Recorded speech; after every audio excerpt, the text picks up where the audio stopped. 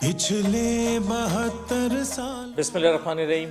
India के जुल्म और ज़्यादतियों के ख़िलाफ़ जो उसने मकबूजा कश्मीर में पिछले 1 साल से कर रहा है, वैसे तो ये 72 सालों से है, इसके ख़िलाफ़ इंशाअल्लाह आज हम इज़हार यकजहती के लिए सब जमा हो रहे हैं और तमाम पाकिस्तानी पिछले 1 साल से एहतजाज करते आ रहे हैं। हम गासिब इंडिया ने जो पिछले 1 साल से जुल्म और ज़्यादतियों का तूफ़ान मकबूजा कश्मीर में जारी किया हुआ है, उस सब के ख़िलाफ़ हम आज मुख्तलिफ़ प्रोग्राम्स कर रहे हैं प्राइम मिनिस्टर ऑफ पाकिस्तान की एडवाइस के ऊपर, और ये मुख्तलिफ़ रैलीज़ भी होंगी और इस जुल्म के ख़िलाफ़ आवाज़ भी बुलंद करेंगे।